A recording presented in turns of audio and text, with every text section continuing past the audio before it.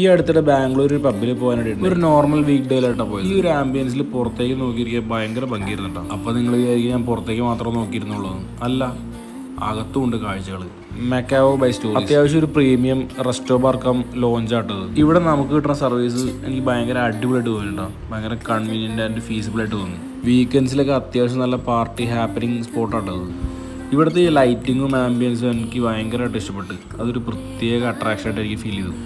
എല്ലാ കോർണേഴ്സിലും നമുക്ക് ഫോട്ടോ എടുക്കാൻ പാകത്തിലുള്ള ഫ്രെയിംസാണ്. അത്യാവശ്യം നീറ്റ് ആൻഡ് ക്ലീൻ ആണ്, വെൽ മെയിൻറ്റൈൻഡ് ആണ്. ഏത് മൂലയ്ക്ക് നിന്നാലും നമുക്ക് ഫോട്ടോ ഫ്രെയിം മാത്രമേ കിട്ടത്തുള്ളൂ. എവിടെ നിന്നാലും കിട്ടില്ല ഫോട്ടോസ് കിട്ടുക. അപ്പോൾ ബാംഗ്ലൂരൊക്കെ നിങ്ങൾ ഇടയ്ക്ക് വരുന്നുണ്ടെങ്കിൽ ഈ ഒരു സ്പോട്ട് വിസിറ്റ് ചെയ്യുക. അങ്ങനെ പറഞ്ഞുകൊണ്ടിരിക്കുമ്പോൾ നല്ല കിട്ടിലൊരു മഴയും കൂടി പുറത്ത് കിട്ടി. മഴയും കൂടി പെയ്തോടി ബാംഗ്ലൂരിൻ്റെ ഫുൾ മൂഡേ മാറി, ഫുൾ സെറ്റപ്പേ മാറി. ഏതാ മൂഡ്, ആ ലൈറ്റിങ് വരെ ചേഞ്ച് ആയി. That's Bangalore, man.